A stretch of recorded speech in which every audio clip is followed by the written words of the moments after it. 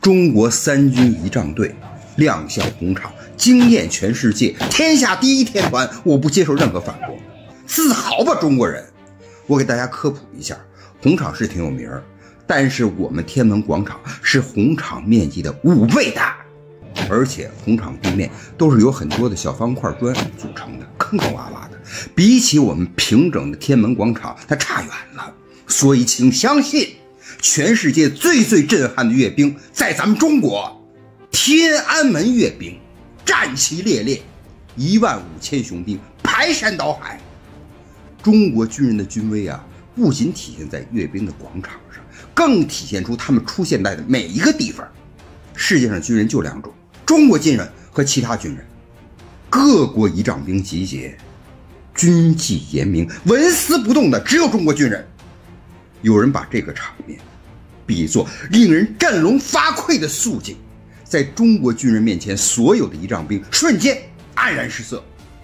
旁边就是山寨中国的越南兵，怎么看怎么像参加军训的大学生。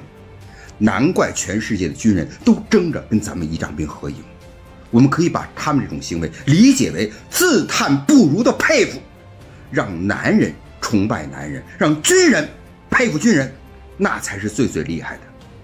人间第一天团是怎么塑造出来的？您看看这画面，这叫滴汗成冰，零下10几度的严寒，如何形成这连物理学家都很难解释的奇观？他是谁的儿，又是谁的狼？哪个当妈的不心疼？人平均每分钟要眨眼15到20次，可我们的战士10几分钟不能眨眼，即使泪流满面，这眼也不能眨。为了练这甩旗的动作，5公斤重的哑铃要甩上千次，空手反复砸旗杆，直到满手是血。蒙眼走出一条线，一个人要走出千军万马的气势。每名仪仗兵训练的路程1年要超过8000公里，每年流的汗1吨重。仪仗兵100%有脚气，100%有训练伤，100%都尿过血。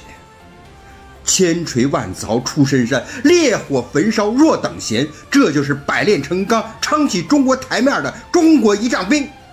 在行进中，不仅是脚步声，连呼吸声都得丝毫不差。有一种声音我特别不爱听，说自从朝鲜军人改了学中国正步之后，就有了青出于蓝而胜于蓝的感觉。他们的步子是挺整齐的，他们的正步拐弯也挺神奇，但根本没法跟中国仪仗兵比。大家都是从视频中对比2国军人的，要是真比的话，一定要亲眼去看。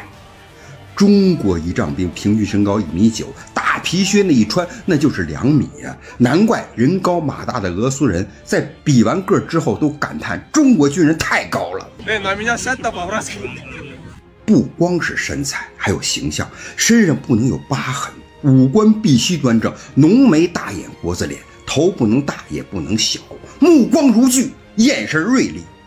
13万比1的选拔比例，比飞行员的选拔还要严苛呀！2500万的朝鲜人，哪来这么多极品男人？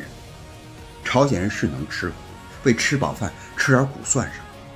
可是，在如此富足强盛、不愁吃不愁穿的中国，竟然有这么多优秀的好儿郎，甘愿受炼狱之苦，把自己塑造成金刚之身，那才叫伟大。